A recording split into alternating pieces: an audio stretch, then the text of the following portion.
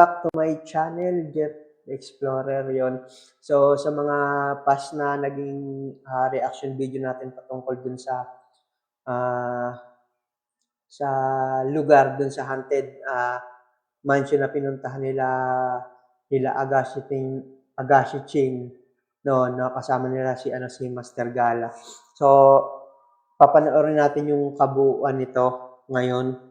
So, ito yung sinasabi ko nung last video ko na hindi ata yung parang hindi ata kinaya ni Master Gala yung nangyayari.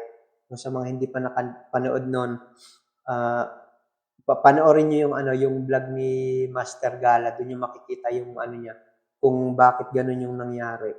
So, ngayon papanoorin naman natin yung tawag dito, yung eto mismo video na kung saan may mga kakaibang sa kanila paramdam, hindi siya ordinaryo, extreme talaga tong tong exploration na nila nito. Tapos kasama din nila dito si Brother Ramon, yon, isa sa magaling na psychic na galing ibang bansa. So, hindi na natin patatagalin pa at panoorin na natin.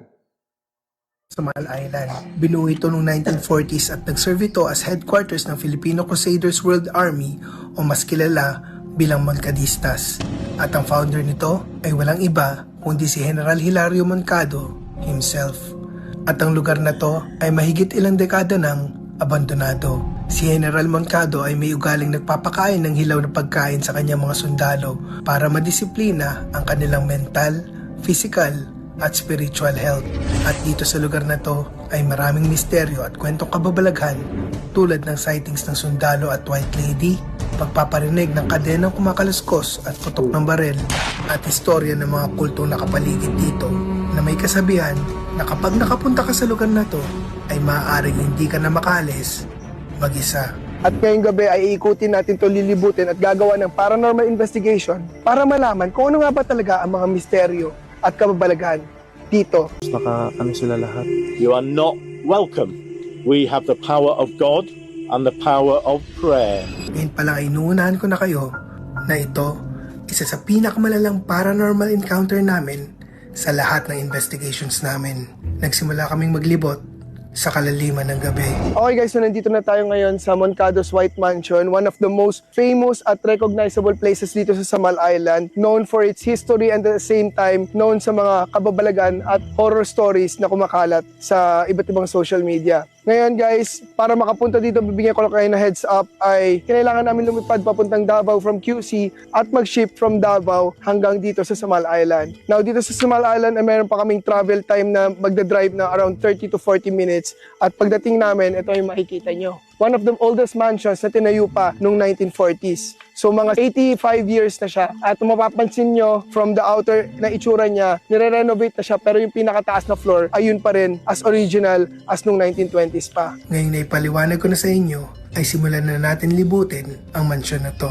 Dito sa labas pa lang ay may makikita kayong mga walls dito na I think ginamit sa war. Pag nagbabarilan, tapos na doon yung wall, ganyan. Kasi this served as a headquarters, so malamang sa malamang ay may mga opposing forces na pumupunta trying to take over this island. Para mas magkaroon pa ng in-depth na understanding tungkol sa lugar na to at sa history niya, ay pasukin natin at mamaya gumawa tayo ng paranormal investigation. Pero nung papasok pa lang kami sa gate ng mansyon, ay nagulat ako Sira. sa ginagawa ng aming psychic medium. Sino si brother? Nagugulat ka.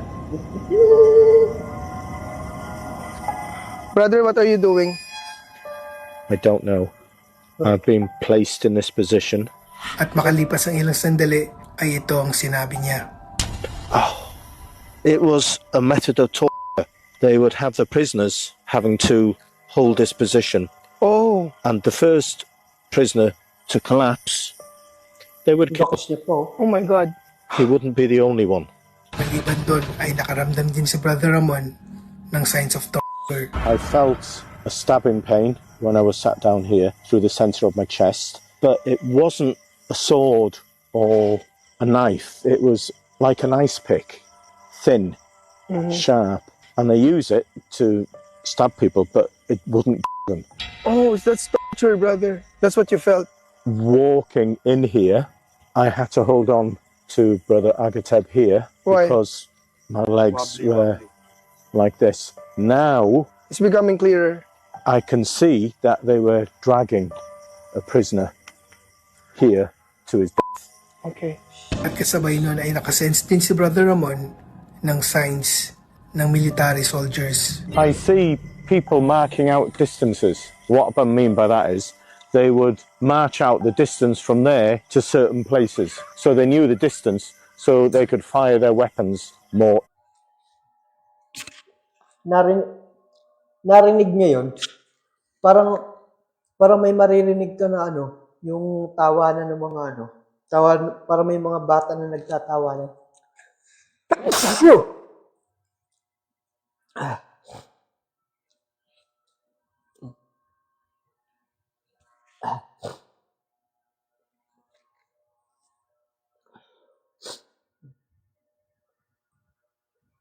Natin, back natin.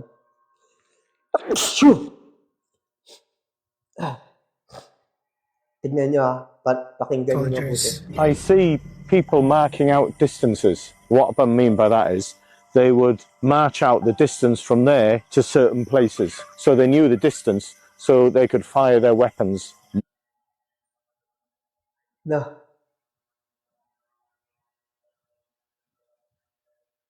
Meron. Ano nyo ulit?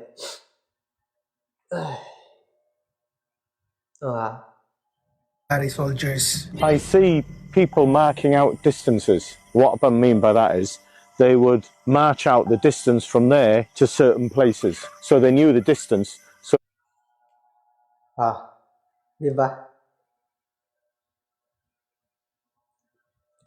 they could fire their weapons more effectively. Yes, because outside, brother, there is like a wall for firing, but I don't know why is it there. I was in the military for 10 years and I trained as a sniper. Yeah. What do you call that again? A defensive wall, and it's located in an area so that you have control of everything beyond you. And you mark out distances. You knew when an enemy combatant was 100 steps away, 100 meters away, and that's when you would start shooting. I think this would be a better episode because brother is also not just a psychic medium, he is also in the military. So I think you could relate to whatever the soldiers might be feeling or what Yes. happened here. And I've already made contact with 2 local guerrillas, 2 fierce strong men whose faces were masked. You think they can sense that you're also a soldier before? They've heard us now. They can sense that, but they've heard us now talk about it. So spirits, we're coming in.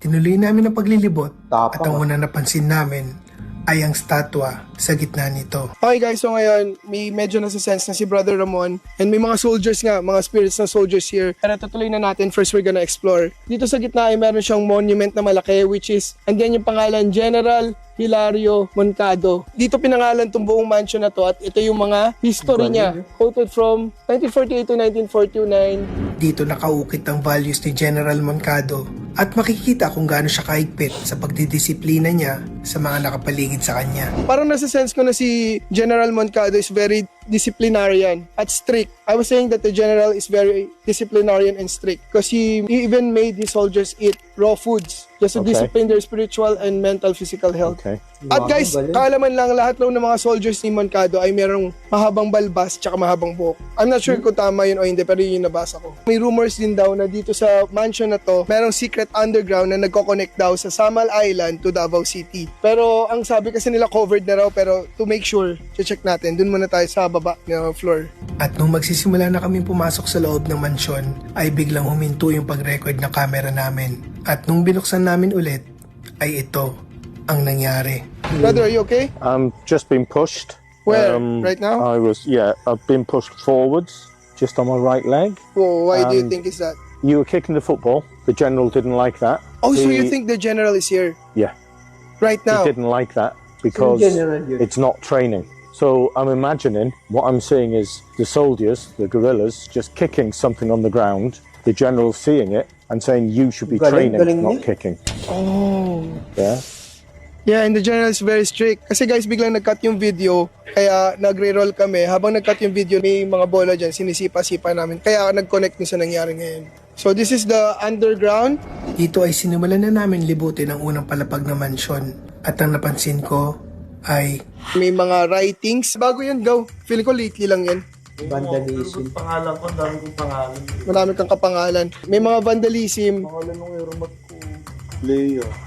O bakit may pangalan kayo ng nanay mo dyan? Pero wag yan, nag-overthink ka lang, wala yan. okay. Wala yan. Mapapansin nyo dito sa pinakababang floor ay tinitipag na yung mga bato-bato kasi nire-renovate na nga. Kasi as I said, it's a tourist spot na at yun o, wala nang kulay. Hindi na siya yung katulad ng old na photos na nakikita natin na parang nung sinuunang panahon pa. Puro bato na at dito nga parang may bagong lagay na, hindi naman super bago pero medyo kinakalawang na. Feeling ko hindi ganito pa yung structure nung before, nung 1940s nung tinayo to. Puro kahoy. May signs ng renovation na talaga pero feeling ko gaw, i-renovate siya pero hindi natutuloy. Hinihinto. Kasi ano, nangalawang na. Parang matagal na siyang at sa patuloy ng paglibot namin ay nakita namin ang sinasabing underground tunnel o secret tunnel ng mansyon.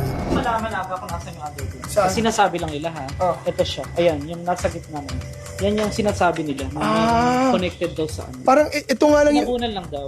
parang ito lang yung iba yung itsura, no? Compared mo yung mga walls dito. Parang siyang puro bato na lang. Possible guys na ito yung underground. Kasi napansin namin sa lahat ng dito sa floor na to, yung structure niya yung kakaiba. Puro bato. Parang tinapal-tapal niya para may takpan. At bakit may secret underground? Connected nga daw dun sa... Parang travel si General. Pagtago din sila. Oo. Sabi rin nila naging kuta raw to, pero hindi ko sure kung totoo hindi. At kahit na-renovate na yung iba, ay may nakita pa rin kaming original pieces ng Moncado Mansion. Oo nga, no? Iba yung itsura ng pako, no? Tinamagaw. Close up Di mo. ba? Ang laki ng pako. Yung kahoy pa lang solid na masasabi mo. Solid talaga yung mga ano yun. Oo, no 1940 siguro to. No Ito yung materials natira sa yun. original pa. Ngayon lang ako nakakita ng pakong ganito kalaki. At least may remains pa. Pero abangan nyo guys, dahil sa pinakataas na floor, wala pa silang nagagalaw. Kaso habang naglilibot kami, ay napansin ko na medyo uneasy na si Brother Ramon. Pero tanongin mo natin si brother kasi kanina pa nakatayo si brother sa gitna. Brother, why are you staying there? There's something not right here. The energies levels have changed quite significantly. There's just Since when? something. Since you guys moved over to there, then I sensed a change in the atmosphere, and there's just something not right here.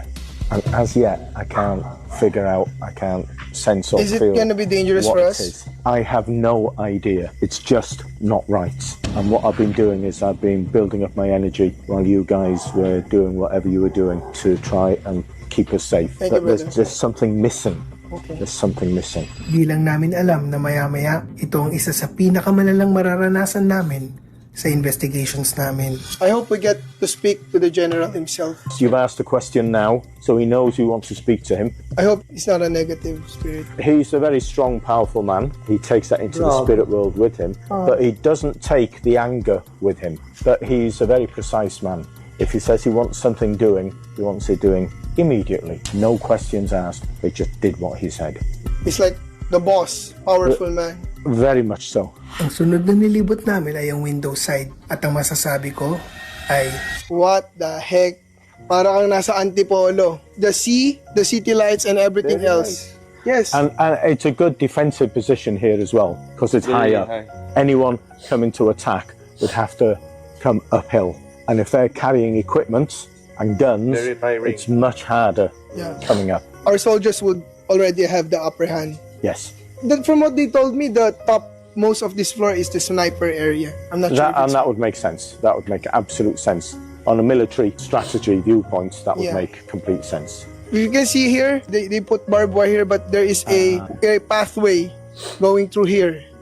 Okay. Here, Okay, there's yeah, there's I one can see. pathway. at ang huling napansin ko sa unang palapag ay From here, kita na natin yung second floor. Ito yung second floor at ito yung third floor. Kita mo pa rin yung structure niya, puro kahoy. Nothing has been renovated. It is as is nung 1940s. One amazing detail na napansin ko is dito sa second floor, going to the third floor, may harang siya. Nabubukas sara siya. Para kung sakali sigurong merong mga invaders, ay pwedeng maharangan agad. Hindi sila tuloy-tuloy sa paakyat. Galing.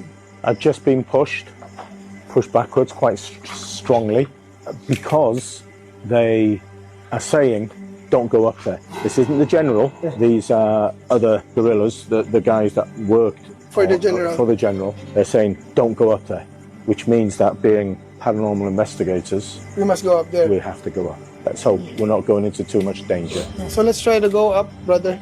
Alalahanin mabuti ang babala sa amin dahil dito, unti-unti nang magsisimula ang mga kababalaghan.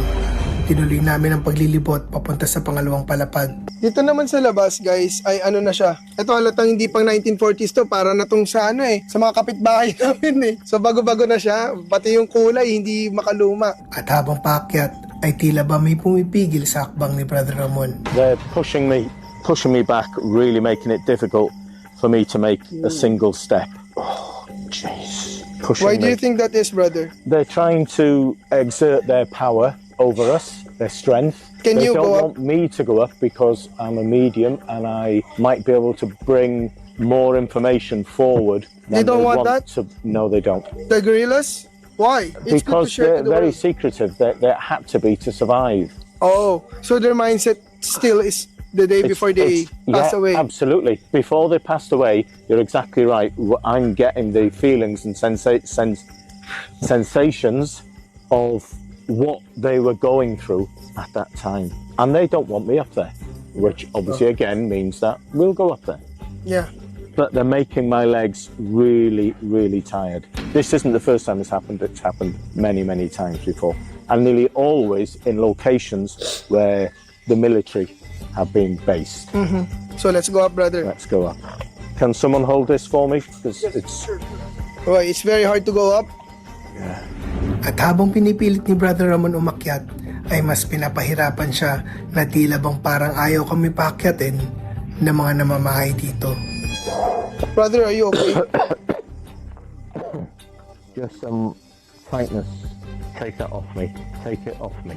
Take that away from me now. Can you continue, brother? Yeah. It's yeah. okay if you can. No, it's my job. No spirit is going to defeat me. Okay, brother, but you see, the next steps are way... Very steep, brother. Okay. Yeah, brother, it's gonna be dangerous. It's okay. I'll make it. At dito ay biglang may nakita si Brother Ramon. Just heard the woman there. Did you hear female voices earlier? They're saying that there are sightings of a white lady here. Oh, okay, okay. I can't say whether it was white. I just seen a lady here, just a face here. Really? In front of us? Yeah, in between. Me and Agatep. Yeah, just, and then she's gone. Nakakakilabot dahil yung White Lady ay isa sa mga urban legend ng storyang kumakalat sa Moncado Mansion. Pero abangan nyo mamaya dahil mas magiging malinaw kung bakit nangyari to. Tinuloy namin ang pag-akyat sa hagdanan. Pero habang tumatagal ay mas nahihirapan si Brother at para bang nawawalan ng hininga. Hanggang sa may nasen si Brother Ramon na nagpakilabot sa aming lahat. They used to bring people up here to talk. They'd be dragged up these stairs and they talk to them right at the top so that everybody could see. So it'd be in full audience. At the moment, the only combatants I'm seeing are the warriors. I'm not seeing anything else. Okay. At dito ay nakakagulat ang susunod na sasabihin ni Brother Ramon. Pakinggan mabuti. They brought the woman I just saw there now. They brought her up here. Sorry? What happened, brother? It's not a nice picture. Nirape siguro yung babae dito. I am seeing, Oh my God. but she is the white lady. I can see her. Bakit? Ayoko dyan. Kayo na lang. Bakit tayo mo? She's Sabi niya nagpipiko din yung COVID. Yung babae? O yung... Wala pa na kami nga. Sabi Hindi, niya, okay lang yun. Ba't tayo nagpapatalo sa ganun? hindi tayo magpapatalo. Basta na-feel ko lang yung mga sinasabi niya eh. Nandun ako sa taas eh. Labanan mo lang din naman. Oo, sa pangalan ng Jesus. and she was actually in the end. Ito yun, ito na yung part na mag-ano sila, yung para magkakagulo-gulo sila kasi nga na ano si ano dito eh, nabas si ano dito si Master Gala kasi nga parang ano daw niya yung, ano tawag dito, parang KJ daw, ganyan, na hindi raw marunong makisama. Pero parang yun nga, dahil na malakas nga yung ano nung kalaban dito. So, parang hindi kinakaya ni Master Gala. So, which is okay naman kasi para hindi naman, 'di ba, mapahamak. So, yun. Because I can feel my neck stretching. Oh my God, brother. Who is this girl and why was she? I don't know yet. Maybe when we do the seances, We can get some answers. maybe we'll get some answers there. Shall we continue? Can I you? feel a little better now. Okay. I think because I've managed to offload that information. Are you sure, brother? Yeah, At pagkaakyat ni Brother Ramon sa pangatlong palapag, ay tila ba mas nakakabahala ang mga nasense niya. oh God. Brother! Wait. Brother. Brother, if you can't, we can go down. No, I'm just seeing. As I came up here on my knees, Yeah. that was how she got to the top of the stairs on her knees. She was dragged up here, Oh my God. and she finished her journey up here on her knees exactly like this. Oh, And she was taken in here. who did that? That's. And earlier on, I was in a push-up position. So the position where I was down in the press-up position, the push-up position, it was the right lady, and she just shown herself walking up here, and she just put me in the position she was in before she was hung. So there really is a white lady here. I can see her. I'm trying to clear my head. I can see the lady here hanging, and then I looked over towards you, Yeah. and your face changed. Change in what And way? your face became white. My face? Your face changed. Straight away, there was immediate thought was you look like the white lady. Why me? I don't know. It might have been the angle of your face, but I saw her here, and she's around us. She's with us. Maybe she passed through me. Potentially, yes. Okay. I think you're right. I think she moved through you. So we've seen her, and she was next to you on the stairs. So she was close to you. But now it's gone. It's gone now. She's gone.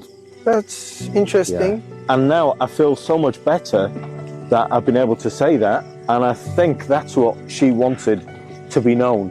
She wanted the story to be told, because now I feel okay. Maybe because she has something she wants to say to the world. Burden. She has a burden. Yes, that's right. She's offloaded the burden Yeah. through me, through you guys, and now I feel fine. And now, instead of being tearful, which I was earlier, I'm just happy. That's amazing, brother. I'm happy for her. We're happy for you, Spirit. We will let your story be known. Whew. I just want to know who this lady is. Is she still around right now? She's not here with us now, but she's around the building. She's moving around. She's happier. Yeah, and she can join us whenever she wants. And hopefully, when we work with the Ouija board and the human pendulum, we might be able to get more information. Yes, brother. I would like that. So, guys, nadaanan na natin kayo na yung second floor habang nagsistairs tayo. Pero nakasara siya. Makikita nyo meron ditong mga kahoy. You cannot go inside. It's like sealed. And the third floor, the raw part here, is all sealed. Yeah. Butas na yung second floor. Totally wala na siya. Wala nang laman. Hindi unlike yung first floor na puro bato. Yung second floor wala na. At hindi nagtagal nung natapos dun sa White Lady, ay biglang may nagpasama ulit ng pakiramdam ni Brother Ramon. At ito ay tila bang mas malala sa una. Having said I feel so much better, I've now got chest pain right in the center of my chest. Immediately, Yeah. As soon as I said that, then the spirit introduced himself again. whose spirit is that? This is someone we've not come across. And were there ever any dark arts, any rituals here? Were there rituals? Dark arts? Parang ano lang yun eh, may chinichismis yung iba na yung samahan daw nila is kulto. Pero wala naman din napatunayan o any evidence regarding that. Oh, so what he's saying is that there are stories, but no evidence No. that there was a cult. It's not. And Proven. that's the way it is all over the world in my experience, and I've been to many different countries, and we have the same message. There's nobody willing up to doing it. It's all stories. Now, if the same stories are being told all over the world, all the time, Might then there be has true. to be some truth in them. Might be, might not be. I'm not sure though. But that's the sense I'm getting here as well. Okay, And that's what I dark said. arts. Anyway, brother, basically we can't explore anything more because it's sealed. Can we go up here? I think it's dangerous. No, we can't. It's impossible. Permanently closed, brother. At finally, yung view sa labas, pinakataas na floor ay napakaganda. Mas maganda dito. Kasi kanina window lang. Oh. Look at that. Dito ay in-appreciate muna namin ang ganda ng view sa lugar na to. Right? Relaxing, right, brother? Just such a lovely view. You know, sometimes it's worth making an effort to come to these extreme, difficult places, especially if you can be gifted With with this a view like this. You know what's crazy, brother? Because before, this was served as a headquarters. So people here are always alert because enemies might be lurking around. But now, it's the complete opposite. We go here like just to enjoy the view. Yeah, it is incredible. But there are many stories that this is haunted. Like people coming here saying many Well, I stuff. think we've already proved that it's haunted. Yeah. Now- We've got the psychic proof. Maybe now we can prove some physical proof For the viewers. For the viewers. Yeah. So ngayon guys, tapos na tayo mag-explore. Oras na para sa paranormal investigation. Sa mga oras na to ay wala pa akong kaalam-alam na maya-maya ay may mangyayari sa akin na never kong inexpect na mararanasan.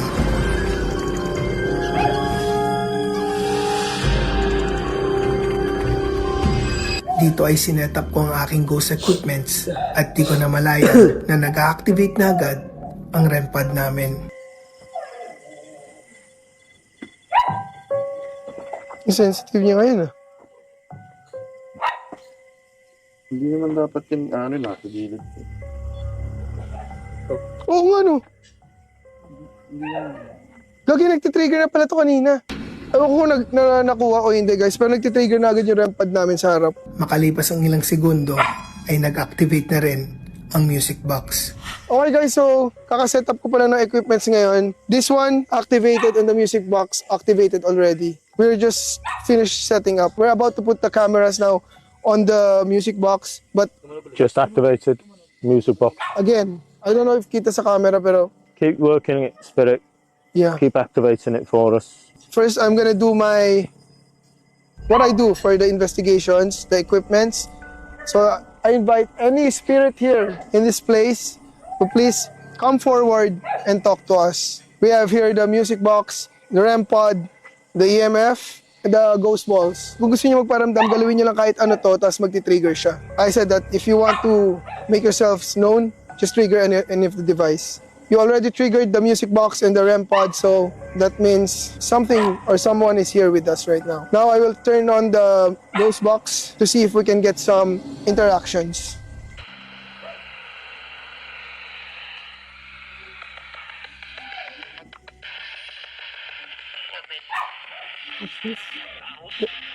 Ghost?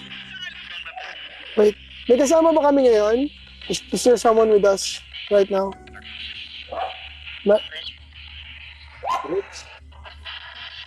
Stretch mo. Oh, Jobs, kailangan natin translator kung sakaling may Bisaya. Ayun, there's someone talking. Ganun talaga. At hindi nagtagal ay sunod-sunod na ang sagot sa amin. Are you the white lady who's screaming? Hindi nga. Never. Hindi, no. No, never. Sino yung kausap namin ngayon?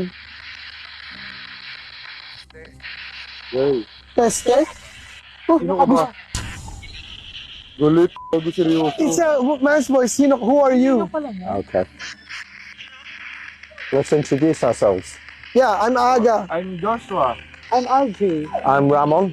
I'm Jobs. Ano yun? Maliit lang ako. Maliit akong tao. Andito ba si General Moncado?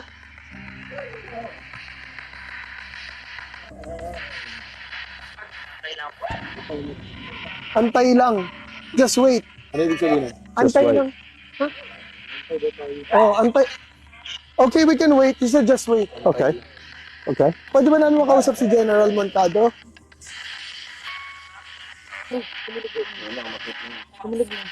Opo.